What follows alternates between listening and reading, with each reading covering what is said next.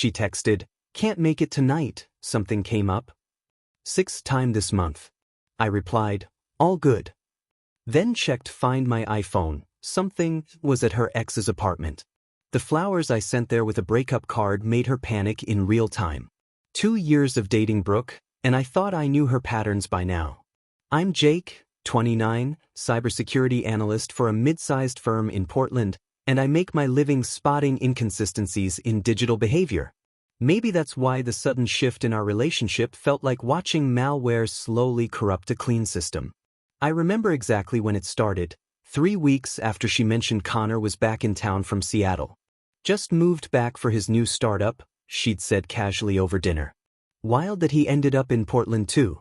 Connor, the ex-boyfriend from college who'd supposedly broken her heart so badly she couldn't talk about him for months when we first started dating. The same Connor whose Instagram she'd supposedly blocked but somehow always knew details about his life.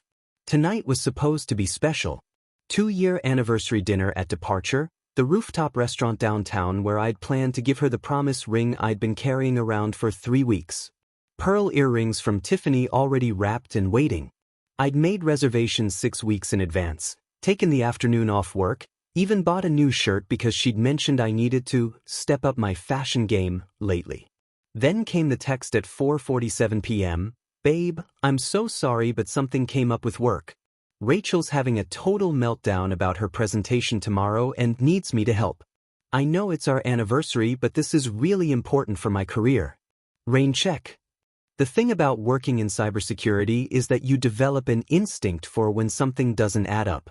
Rachel worked in marketing at a completely different company. Brooke was a social media coordinator for a boutique fitness brand. What presentation could possibly require Brooke's emergency intervention on a Friday night? But I texted back what she expected, all good. We can celebrate this weekend. Then I did what any reasonable person would do in the digital age. I checked Find My iPhone. We'd shared locations about a year ago during a camping trip when cell service was spotty, and neither of us had ever turned it off. Trust, she called it. Transparency in a relationship. The little blue dot that represented my girlfriend of 2 years wasn't at Rachel's apartment in Southeast Portland. It wasn't at her own place in the Pearl District. It was sitting stationary at the Marquam Tower Luxury Condominiums downtown. Unit 2847, according to the address I cross-referenced. I'd seen that address before, months ago, when I'd helped Brooke update her contacts and noticed Connor's information was still saved in her phone. I keep meaning to delete that, she'd said quickly, grabbing her phone back. I stared at my laptop screen for a full 5 minutes, watching that blue that hadn't moved in 47 minutes. My girlfriend was spending our anniversary evening at her ex-boyfriend's penthouse apartment. The same ex she claimed to have zero contact with. The same ex who'd supposedly devastated her with his selfishness and inability to commit. I could have called her. Could have driven downtown and confronted them. Could have sent angry texts demanding explanations. Instead, I opened a new browser tab and searched for emergency flower delivery services in Portland. Rose City Blooms offered same-day delivery until 11 p.m. for triple the normal fee. Perfect. I selected their apology bouquet. 24 red roses with baby's breath, elegant white vase, the works. Cost, $247 with rush delivery and weekend surcharges. Then came the custom card message, which I crafted with the same precision I used to write security protocols. Since you keep having emergencies, I figured I'd handle this one for you. We're done. Enjoy your evening with Connor. P.S. Your location sharing gave you away. Jake, I paid extra for photo confirmation of delivery and timestamp verification. If I was going to end a 2-year relationship via flower delivery, I wanted documentation. The florist confirmed delivery within 90 minutes. I specified they should buzz Unit 2847 directly and hand-deliver to whoever answered the door. By 8:23 p.m., I had photo confirmation. My ex-girlfriend's shocked face in Connor's. Brooke's phone exploded with frantic calls and texts after the flowers arrived, claiming she was just helping Connor through his sister's wedding planning stress, and that the delivery was a mistake. I discovered through social media investigation that Connor's sister got married 3 years ago, exposing another layer of lies.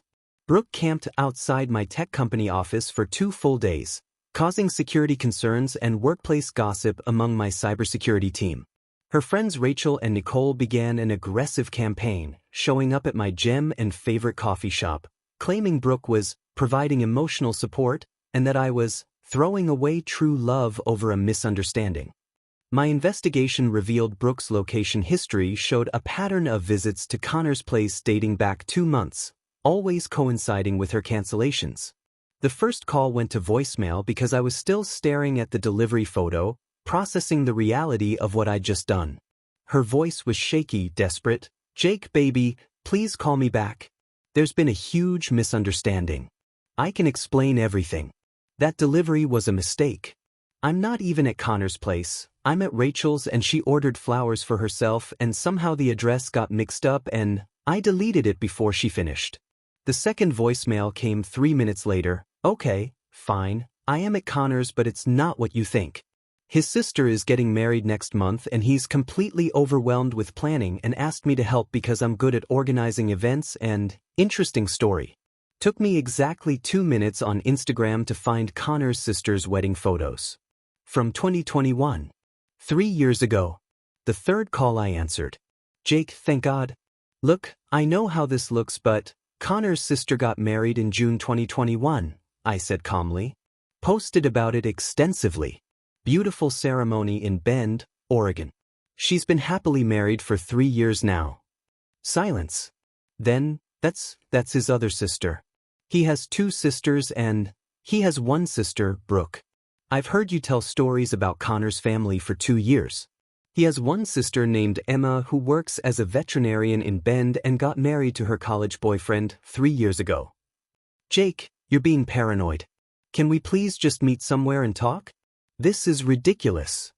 What's ridiculous is lying about wedding planning for someone who's been married since before we started dating. I hung up. She called back immediately. I sent it to voicemail.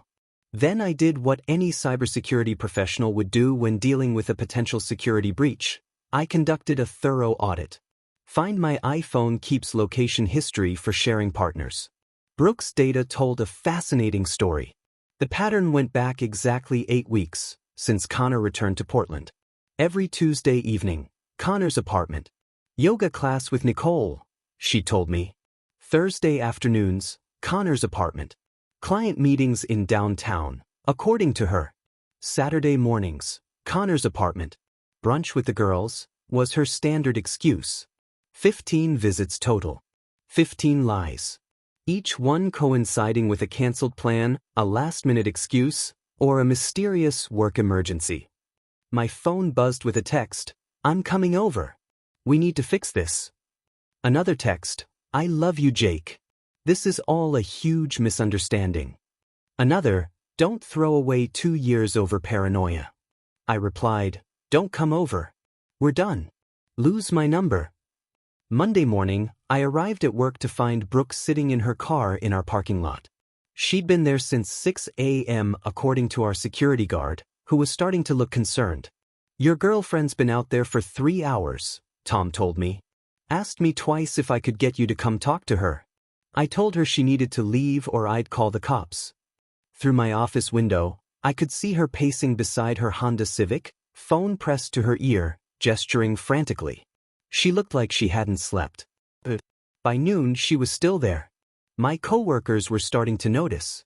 "Dude, your ex is still in the parking lot," my teammate Marcus said. "This is like stalker-level behavior. Should we call someone?" "I'm handling it," I said, though I was starting to wonder if I needed to involve HR or security. She finally left around 2 p.m., but not before leaving a handwritten letter under my windshield wiper. 4 pages of explanation about how Connor was going through a really dark time and needed emotional support, how their connection was purely platonic, how I was the only man she'd ever truly loved. The letter concluded with, "I know I should have told you I was helping him, but I knew you'd misunderstand because of our history. That's why I kept it secret. I was protecting our relationship." Protecting our relationship by secretly spending time with her ex-boyfriend twice a week for 2 months. Sure. Tuesday morning brought a new development. Rachel showed up at my gym at 6 a.m. Jake, we need to talk about Brooke, she said, cornering me by the squat rack. She's absolutely devastated. She's barely eating, hasn't slept in 3 days. You're destroying her over nothing. Nothing? She was helping Connor through a rough patch. That's what good people do, they help their friends. By lying to their boyfriends about it? She didn't lie. She just didn't mention it because she knew you'd overreact. Which you did. Rachel's logic was impressive in its complete disconnect from reality. She lied 15 times in 8 weeks about where she was. That's not protecting anyone. That's deception. You're being controlling and paranoid. Brooke is the most loyal person I know. She would never cheat. I finished my set and walked away. Rachel followed me to the parking lot. Connor told her he's still in love with her. She called after me. But she chose you. She turned him down and that's why he's struggling. She's trying to help him accept that they're just friends now. Perfect. So Connor had confessed his feelings, Brooke had been secretly meeting with him for months, and somehow I was the villain for being upset about it. Wednesday brought Nicole to my favorite coffee shop downtown. Same script, different actress. You're making a huge mistake, she told me as I waited for my order. Brooke loves you. She talks about you constantly. About how you're the one, how she wants to marry you. Funny way of showing it. She's going through a really hard time right now. Connor's been pressuring her to give him another chance, and she's been trying to let him down easy. She didn't want to hurt him or create drama. So instead she lied to me for 2 months. She was trying to protect everyone's feelings. That's who Brooke is, she puts everyone else first. The barista called my name. I grabbed my coffee and headed for the door. She's planning to fight for you, Nicole called after me. She's not giving up on what you two have. She already gave up on it when she started lying to me, I said without turning around. That evening, I sat down with my laptop and did something I'd been avoiding.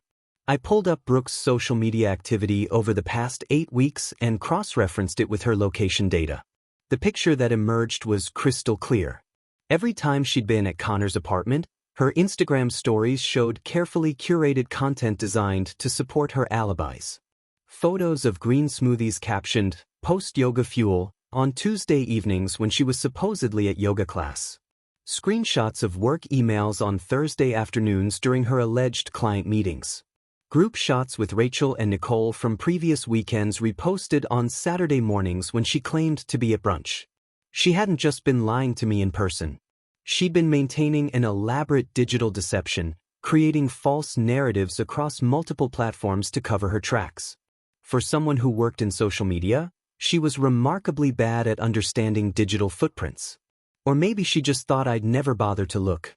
Connor called me directly, initially threatening me for harassing Brooke, but accidentally revealed they'd been working through their feelings and were meant to be together.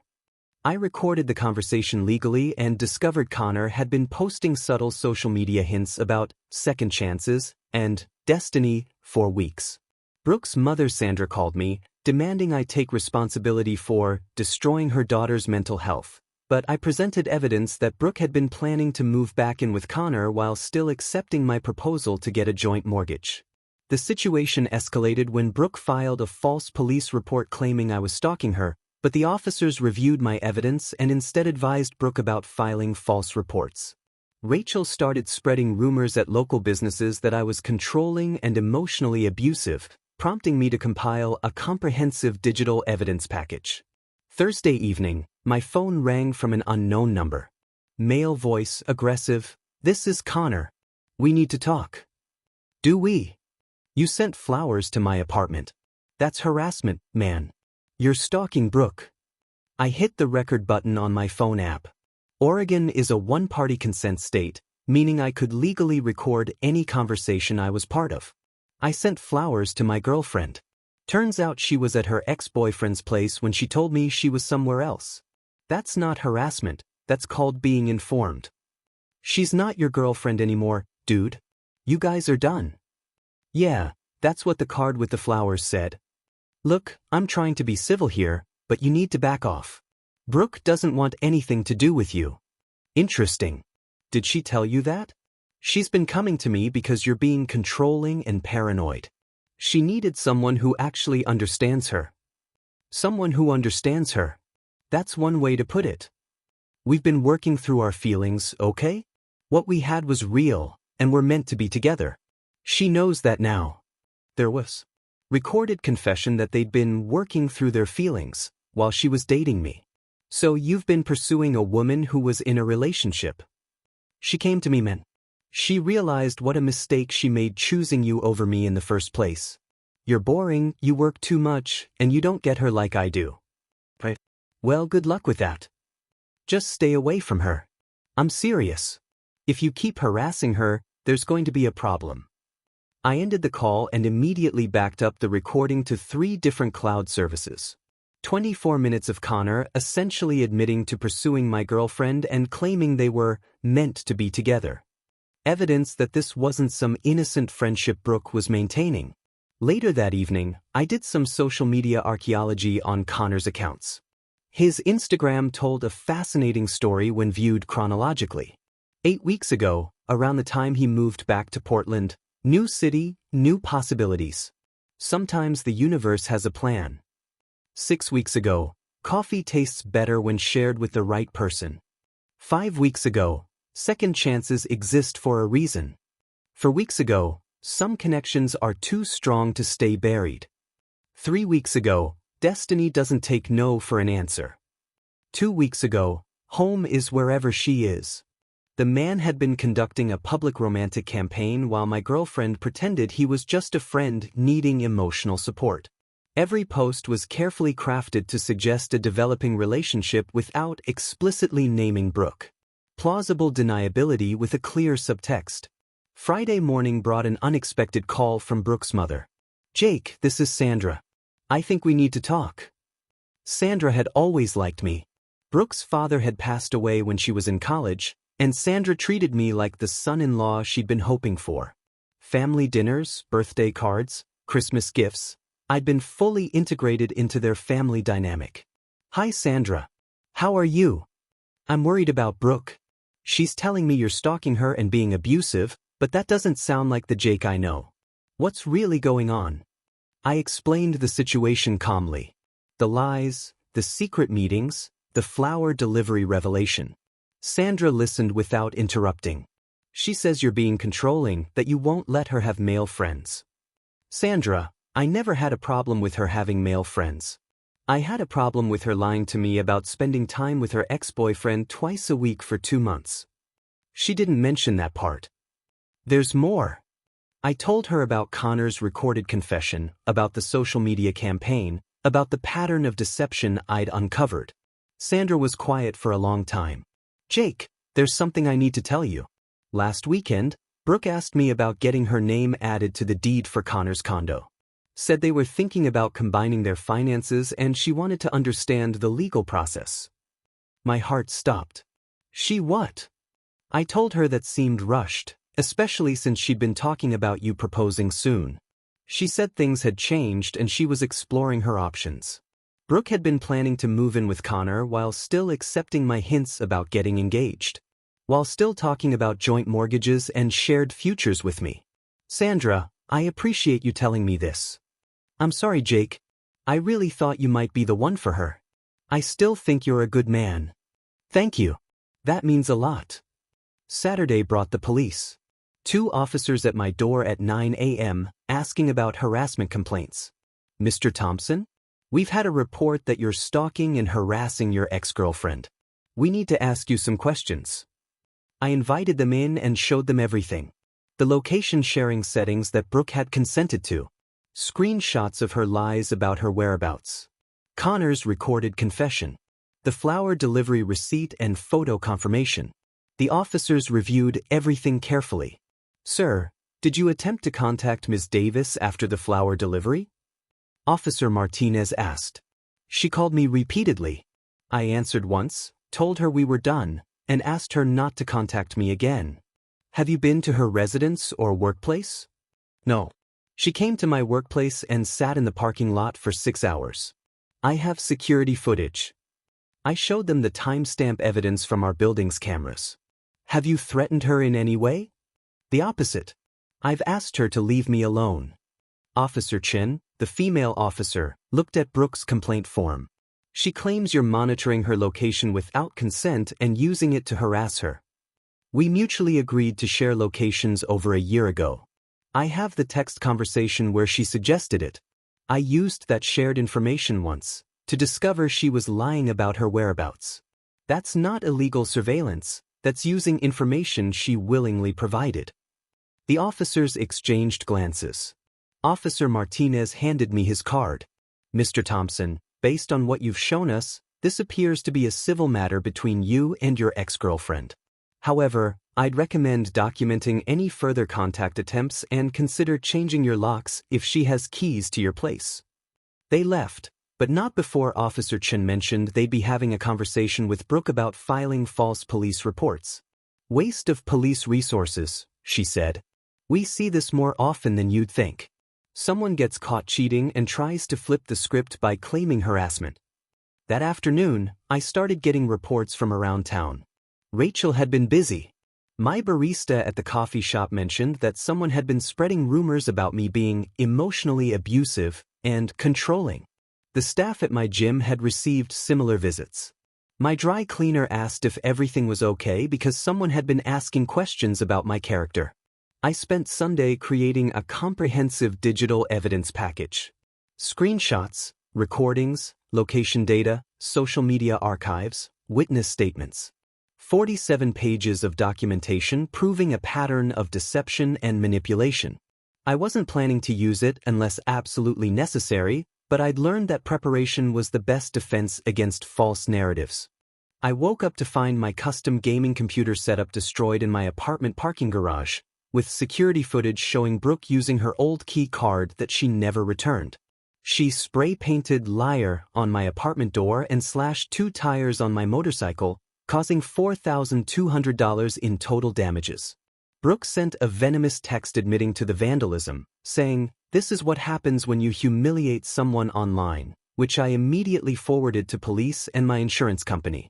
The planned weekend trip to the Oregon coast that I'd paid for in full, $2,800, became a point of contention when Brooke demanded to go, as friends, or receive her half of the money, despite never contributing a penny. I canceled her ticket and upgraded my reservation to a luxury suite, posting photos of my solo adventure while Brooke sent increasingly desperate messages about needing the vacation money for therapy to deal with the trauma I caused. Monday morning, 6:47 a.m. I was getting ready for work when I heard a crash from the parking garage. Through my bathroom window, I could see someone moving around near my car in the dim early light. By the time I threw on clothes and got downstairs, they were gone. The damage was surgical and personal. My custom gaming computer, the one I'd spent 8 months building with the RGB lighting system and liquid cooling setup that Brooke used to call ridiculously expensive, was shattered across the concrete. Someone had taken a crowbar to it, methodically destroying every component. The monitors were spiderwebbed with cracks. My mechanical keyboard was snapped in half. Even the cables were cut.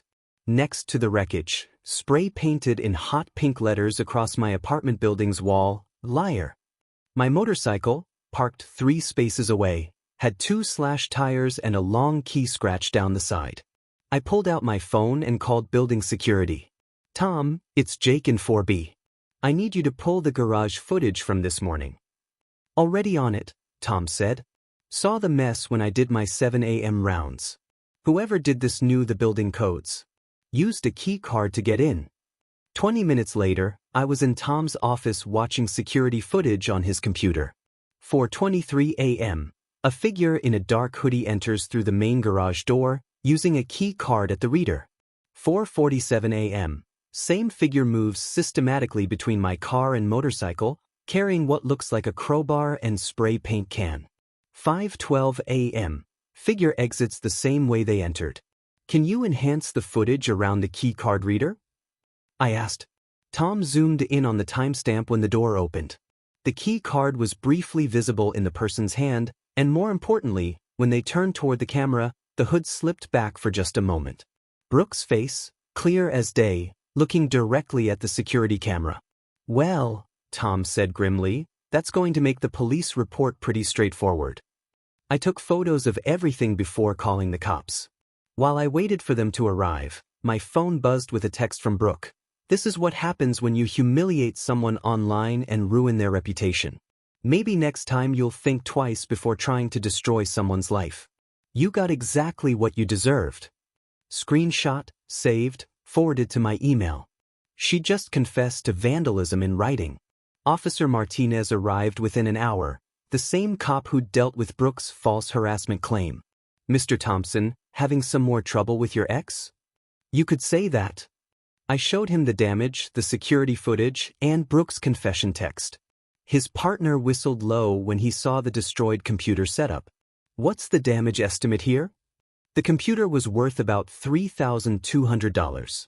Monitors were $800. Motorcycle tires and bodywork, probably $1,200.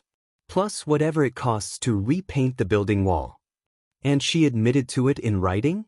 20 minutes after I discovered it. Officer Martinez shook his head. Some people just can't help making our job easier.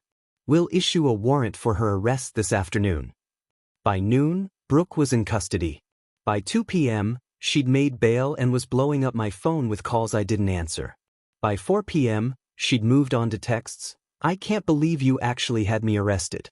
Over property damage? Really? You're going to ruin my career over this. I'll lose my job if this goes on my record.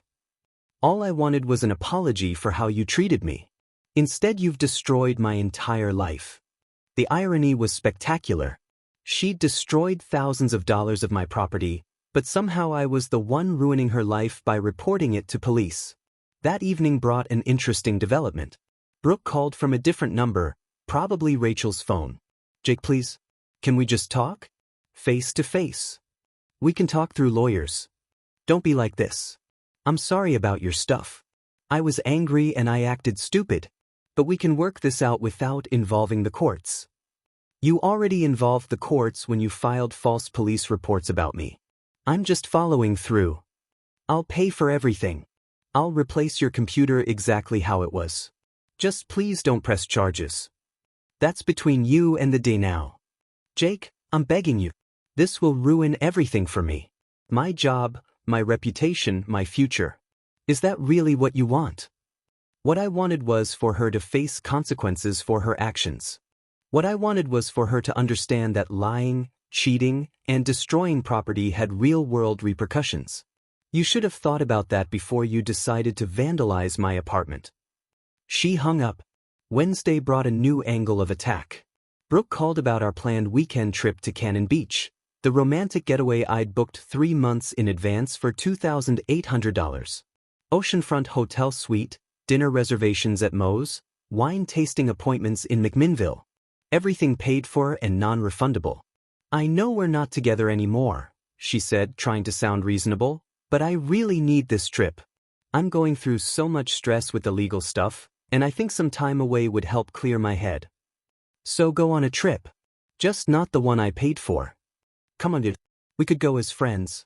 Just to use the reservations so they don't go to waste. Friends don't vandalize each other's property. Or you could give me the money equivalent of my half. I never asked you to pay for everything. You just did. My half. As if she'd contributed anything to the $2,800 cost. What exactly was your half, Brooke? The half where you didn't pay for anything. I was going to pay you back eventually. When? After you moved in with Connor? That shut her up for a moment. I'm not moving in with Connor. That's not what's happening. Your mom says differently. You talked to my mom? She called me. Told me about you asking about property deeds and combining finances with him. That's not what it sounded like. It sounded exactly like what it was. You were planning your exit strategy while still pretending to build a future with me. I canceled her portion of the reservation and upgraded mine to the luxury suite. If I was going alone, I might as well do it properly. The hotel was surprisingly accommodating when I explained the situation. Happens more often than you'd think, the booking agent said. Breakups right before romantic getaways. We can credit her portion toward your room upgrade and spa services. Friday afternoon, I drove to the coast alone. The upgrade got me an oceanfront suite with a private balcony, fireplace, and jetted tub. I posted a single photo on Instagram, the view from my balcony at sunset, glass of wine in hand, caption reading, "Sometimes the best company is your own." Within an hour, my phone was buzzing with messages from Brooke. "Are you seriously on our trip without me? That was supposed to be our weekend. I can't believe you're flaunting this online while I'm dealing with criminal charges because of you. I need that money for therapy to deal with the trauma you've caused me." Trauma I'd caused her by discovering her lies and refusing to pretend they didn't matter. The weekend was actually perfect. No drama, no lies, no elaborate excuses about where someone was or what they were doing. Just me, the ocean, good food, and the kind of peace that comes from making the right decision, even when it's the hard one. After Rachel's friend group started a coordinated social media campaign painting me as an abusive ex, I released a carefully curated timeline of evidence including location screenshots, text conversations, and Connor's recorded confession. The post went viral in our local Portland tech community, with former colleagues and mutual friends sharing their own stories of Brooke's suspicious behavior and lies.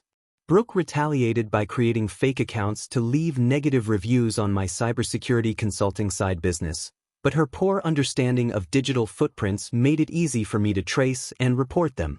Connor's ex-wife Sarah reached out to me privately, revealing that Connor had cheated on her with multiple women including Brooke during their marriage, and offered to testify if needed. The social media drama attracted attention from local news bloggers who started following the story as an example of digital age infidelity consequences.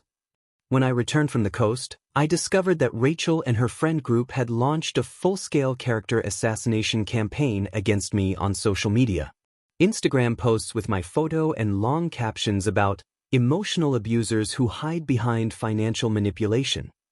Facebook statuses warning women in Portland about controlling men who monitor their girlfriends' locations.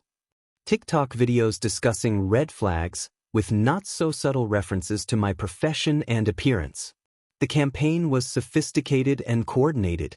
They'd created a narrative where I was a possessive, controlling boyfriend who'd driven poor Brooke to seek comfort from an old friend, then viciously retaliated when she tried to leave me. According to their version, the flower delivery was psychological warfare, the property damage was justified defense, and the police reports were me weaponizing the system against a vulnerable woman. 3 of my work colleagues sent me screenshots by Tuesday morning. My boss Marcus called me into his office. "Jake, I need to ask, is there something going on in your personal life that's affecting your professional reputation?" I showed him everything. The evidence package I'd compiled, the security footage, Connor's recorded confession, the police reports. Marcus spent an hour reviewing it all. "This is actually fascinating from a cybersecurity perspective," he said finally. "She's running a classic disinformation campaign, but leaving digital fingerprints everywhere. You want my advice? Fight back with facts." That evening, I crafted a detailed response post. Not angry or emotional, just methodical presentation of evidence with timestamps and documentation. I included screenshots of Brooke's location data showing the pattern of lies, excerpts from Connor's recorded confession, photos of the property damage with security footage timestamps, and copies of the police reports she'd filed. The post was long, thorough, and completely factual.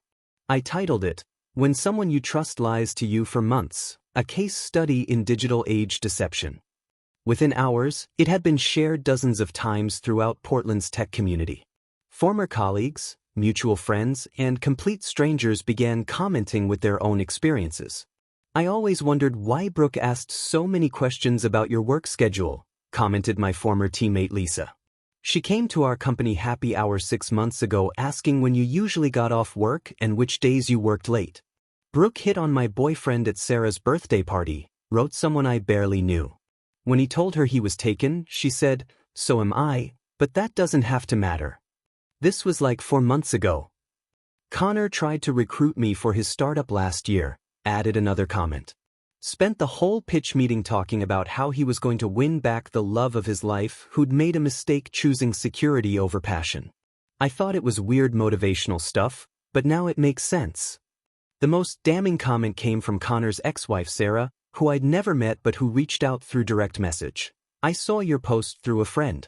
I need to tell you something about Connor and Brooke. They had an affair during my marriage to him. She wasn't just an ex-girlfriend, she was the reason we got divorced. He's been obsessed with her for years. Sarah agreed to a phone call that evening. Connor never got over Brooke from college, she explained.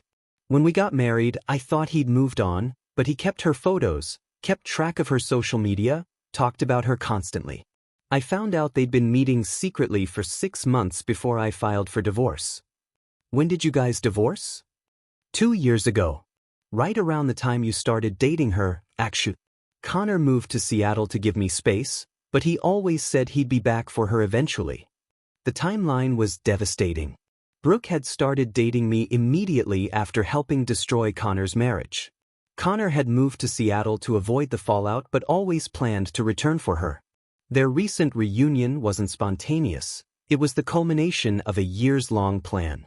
I'll testify to any of this if you need me to, Sarah offered. Connor destroyed my marriage for that woman, and she knew he was married when it started. They deserve each other, but nobody deserves to be lied to like they lied to you and me. By Thursday, my post had been shared over 200 times and picked up by Portland Business Journal's lifestyle blogger, who wrote a piece titled, "When Digital Evidence Exposes Relationship Fraud, a Local Case Study." The article didn't name names but discussed the broader implications of location sharing, social media deception, and how technology was changing the way people navigate infidelity. Brooke's response was predictable. She created several fake Instagram accounts to flood my cybersecurity consulting business page with negative reviews. Unethical business practices, read one. Violates client privacy, claimed another. Uses his skills to stalk and harass women, accused a third. What Brooke didn't understand was that fake review detection was literally part of my job. Each fake account had digital fingerprints leading back to her, similar IP addresses, identical posting patterns, and language patterns that matched her writing style. I documented everything and reported the accounts to Instagram, which removed them within 48 hours for violating their authentic identity policies. I also sent the evidence to my lawyer, adding cyberstalking and business interference to the growing list of Brooke's legal troubles. The fake review scheme backfired spectacularly when Portland Business Journal's tech reporter picked up the story as an example of revenge review fraud and how businesses could protect themselves. Again, no names were mentioned, but anyone following the original story could connect the dots. Friday brought the most surreal development yet. A local podcaster who covered Portland relationship drama reached out asking if I'd be interviewed for an episode about digital age breakups. I declined, but apparently Brooke didn't. She appeared on Portland Love Stories Gone Wrong that weekend, maintaining her innocence and claiming she was the victim of a tech bros revenge fantasy. The podcaster fact-checked her claims against publicly available information and spent half the episode pointing out inconsistencies in her story. The episode was titled, "When the Evidence Doesn't Match the Narrative," and became the podcast's most downloaded episode ever. By the following Monday, the entire situation had evolved from personal drama into a case study that was being discussed in Portland's business and tech communities. Brooke had become the poster child for how not to handle getting caught in lies, while I'd accidentally become an example of how proper documentation could protect you from false accusations.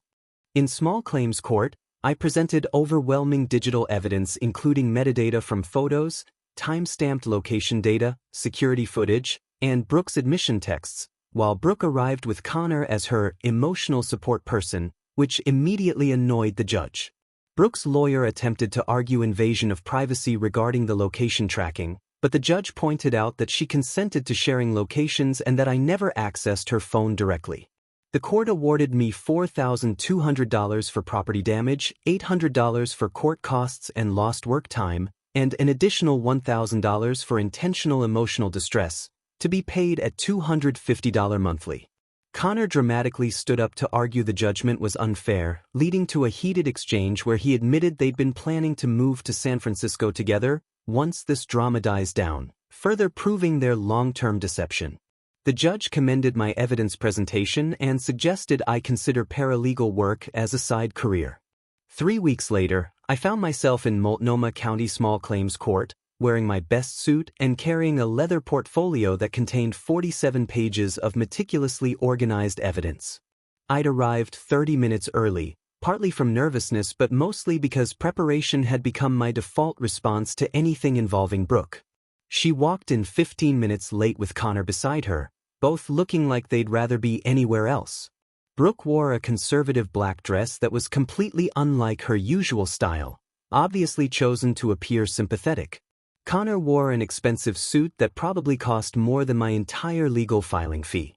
Your Honor, the bailiff announced, case number SE 2024-1847, Thompson v. Davis, property damage and intentional infliction of emotional distress.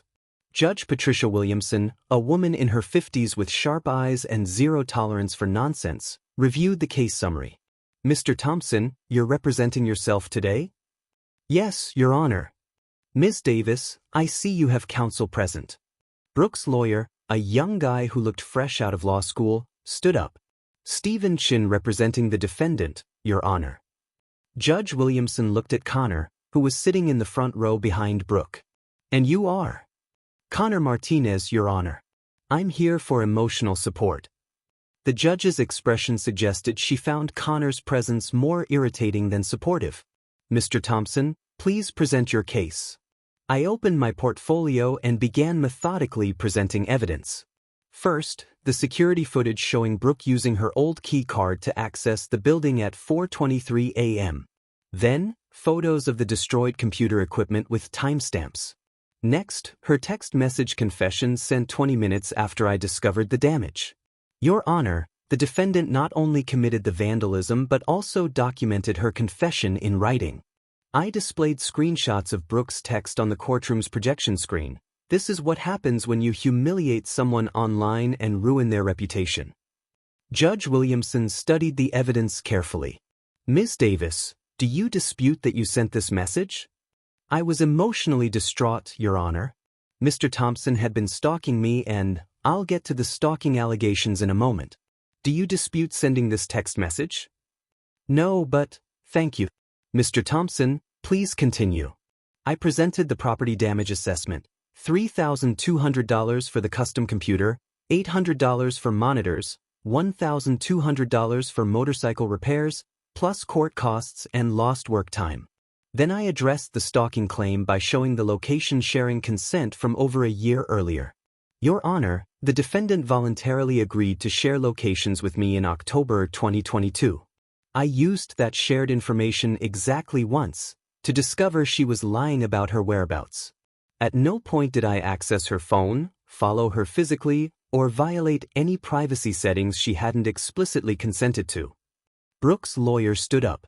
Your Honor, my client argues that using location data to monitor her movements constitutes stalking and invasion of privacy. Judge Williamson looked unimpressed. Counselor, did your client consent to location sharing? She did, but did Mr. Thompson access her device without permission? No, but the spirit of the agreement. The spirit of the agreement is irrelevant. She consented to sharing location data, and he used it once to verify information she'd given him. That's not stalking, that's fact-checking. I continued with the pattern of deception evidence. Screenshots showing Brooke's lies about her whereabouts over 8 weeks, Connor's recorded confession about their relationship, and the social media evidence of their coordinated romantic reunion. Your Honor, this wasn't a simple case of property damage during an emotional breakup. The defendant engaged in a deliberate pattern of deception, then destroyed my property when confronted with evidence of her lies. Brooke's lawyer tried a different approach. Your Honor, my client was emotionally distressed by Mr. Thompson's controlling behavior. The property damage, while regrettable, was the result of psychological pressure. That's when Connor made his fatal mistake. He stood up from the gallery. Your Honor, this is completely unfair. Jake was emotionally abusive to Brooke throughout their relationship. She came to me for support because, Sir, sit down immediately, Judge Williamson ordered. You are not a party to this case. But I have information relevant to, sit down now, or I'll have you removed from my courtroom. Connor remained standing, his ego apparently overriding his common sense. Brooke and I have been planning our future together since I moved back to Portland. We're moving to San Francisco next month to start fresh, away from all this drama. She was trying to end things gently with Jake, but he wouldn't accept. Bailiff, please escort Mr. Martinez from the courtroom. Wait, no, I'm just trying to explain. As the bailiff approached, Connor panicked and said exactly the wrong thing. We've been planning this for months. The whole thing was supposed to be temporary until Jake got the hint and moved on. Perfect. Connor had just admitted under oath that he and Brooke had been planning their reunion for months while she was still dating me. Judge Williamson turned to Brooke. Ms. Davis, is Mr. Martinez's statement accurate? Have you been planning to relocate with him while dating Mr. Thompson? Brooke's face was red with mortification. Your Honor, Connor misspoke. We only recently answered the question. Have you been planning a future with Mr. Martinez while in a relationship with Mr. Thompson? It's complicated, Your Honor. It's actually quite simple. Yes or no? Yes, but not in the way it sounds. Judge Williamson made notes, clearly unimpressed with Brooke's evasiveness. After reviewing all evidence, she delivered her ruling. The court finds in favor of the plaintiff, Mr. Thompson. Ms. Davis willfully destroyed plaintiff's property, as evidenced by security footage and her own written confession. The court awards $4,200 in property damages, $800 in court costs and lost wages, and an additional $1,000 for intentional infliction of emotional distress. Your Honor, Brooke's lawyer protested. Emotional distress damages seem excessive. Counselor, your client engaged in a months-long pattern of deception, destroyed expensive property when confronted, filed false police reports, and conducted a social media campaign to damage the plaintiff's reputation. The emotional distress award is appropriate. Judge Williamson continued. Payment will be made at $250 per month until the full $6,000 is satisfied. Ms. Davis, you're also ordered to cease all contact with Mr. Thompson and refrain from any further harassment, online or otherwise. As we filed out of the courtroom, Connor tried to approach me in the hallway. Look, man, I'm sorry about what happened in there. I got emotional and said things wrong. Stay away from me, I said calmly. And good luck with your fresh start in San Francisco. Later that day, Judge Williamson's clerk called me privately. Mr. Thompson? Judge Williamson asked me to tell you that your evidence presentation was one of the most thorough she's seen in small claims court. She said you should consider paralegal work if you ever want a career change. The irony wasn't lost on me. Brooke's lies and deception had accidentally showcased skills I didn't know I had. Sometimes the worst experiences teach you the most about yourself. I used the court-ordered payment plan as a monthly reminder of my bullet dodge status, while Brooke and Connor's relationship imploded when she discovered he'd been maintaining dating profiles throughout their reunion.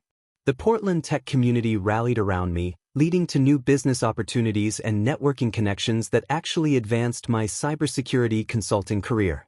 I met Diana, a forensic accountant who appreciated my methodical approach to evidence gathering and found the flower delivery breakup brilliantly executed. Brooke's attempts to rehabilitate her image failed when more stories emerged about her pattern of lying and manipulation in previous relationships, while Connor moved to San Francisco alone, leaving Brooke with the monthly court payments and a damaged reputation. My social media posts about my thriving single life and new relationship became a subtle but satisfying reminder that honesty and self-respect ultimately prevail. The first $250 payment arrived exactly 30 days after the court judgment. Brooke sent it via certified check with a note. This is so unfair. You've ruined my life over a mistake. I deposited the check and filed the receipt in a folder labeled Monthly Reminders of Good Decisions. Every month for the next 24 months, that payment would serve as proof that I'd dodged a major bullet.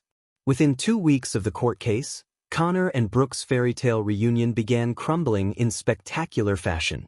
I learned about it through Sarah, Connor's ex-wife, who'd started following the drama with the fascination of someone watching karma in real time. You're not going to believe this, Sarah texted me. Connor never deleted his dating profiles. Brooke found out he's been swiping right on women in San Francisco while planning their big move. Apparently, Brooke discovered Connor's Tinder account through a friend who'd seen his profile while visiting San Francisco. His bio read, "Successful entrepreneur looking for adventure in the city. New to SF, show me around." Photos included recent pictures from Portland, making it clear he'd been actively dating while publicly declaring his devotion to Brooke. The confrontation, according to mutual friends, was legendary. Brooke showed up at Connor's penthouse with screenshots, demanding explanations. Connor claimed he was just networking and exploring his options, in case their relationship didn't work out. Brooke pointed out that exploring your options while planning to move across the country together was generally called cheating. The relationship ended with Connor telling Brooke that maybe she was too dramatic for him and that he needed someone more mature who could handle uncertainty. 3 weeks later, Connor moved to San Francisco alone. Brooke was left dealing with the aftermath, a damaged reputation in Portland, monthly court payments to me, and the realization that she'd destroyed a stable relationship for someone who'd never actually committed to her. Meanwhile, my professional life was thriving in unexpected ways. The courtroom experience had demonstrated research and documentation skills that translated perfectly to my cybersecurity consulting work. Word spread through Portland's tech community about my methodical approach to evidence gathering, and I started getting referrals for digital forensics cases. "Heard you're the guy who can track down digital evidence for anything," said Maria Rodriguez, a lawyer who specialized in business fraud cases. "I have a client who suspects their business partner is embezzling. Could you help build a case?" Within 3 months, my side consulting business had doubled in size. The skills I'd developed documenting Brooke's deception became valuable professional assets. I was helping businesses investigate employee fraud, lawyers build cases with digital evidence, and individuals protect themselves from online harassment. At a Portland tech meetup in December, I met Diana Walsh, a forensic accountant who specialized in financial fraud investigations. She was presenting on digital evidence in white-collar crime cases, and I was in the audience taking notes for my consulting work. After her presentation, I introduced myself. "Great talk on metadata analysis," I said. "I've been doing similar work for digital forensics cases." "Really? What's your background?" I gave her the professional version, cybersecurity analyst who'd expanded into digital evidence consulting. Over coffee the next week, I told her the personal story behind my career pivot. "You used flower delivery to break up with someone who was cheating on you?" Diana laughed, genuinely delighted. "That's brilliantly passive-aggressive. And then you documented everything well enough to win in court." Seemed like the logical approach.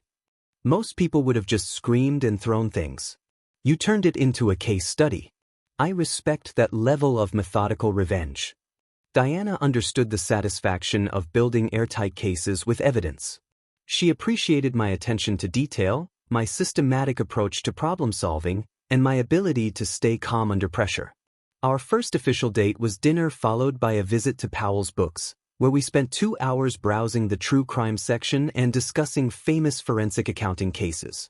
"This is either the nerdiest first date ever or the most perfect one," Diana said, holding a book about the Enron investigation. "Depends on your definition of perfect," I replied, and she kissed me in the accounting section of Powell's Books. Meanwhile, Brooke's attempts to rehabilitate her reputation were backfiring spectacularly. She'd started a blog called Learning to Love Myself, with posts about personal growth and overcoming toxic relationships. The comment sections became forums for people sharing their own stories about her dishonesty. Former coworkers revealed that she'd lied about client meetings to leave work early. College friends posted about her pattern of dating multiple guys simultaneously while telling each one they were exclusive.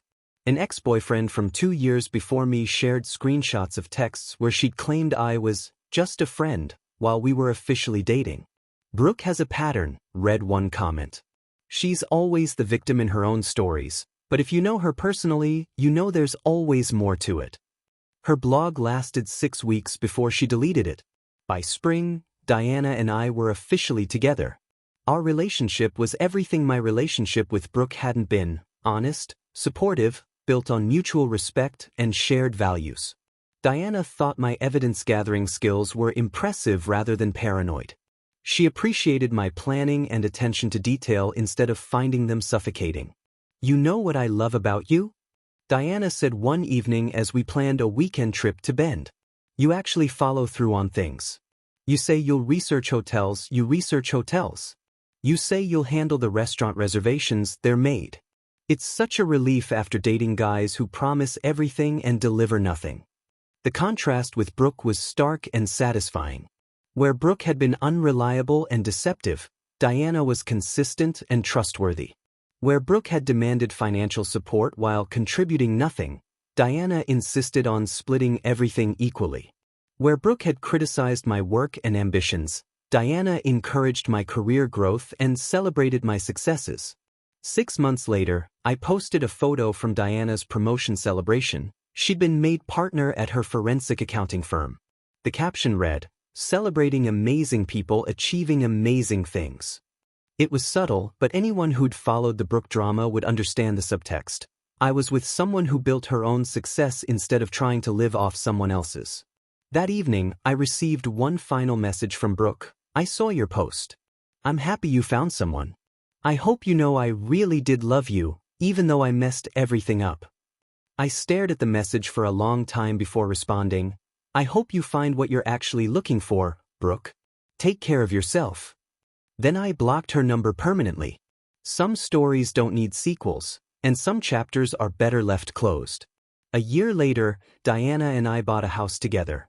A real partnership where we both contributed to the down payment, both signed the mortgage, both built something meaningful together.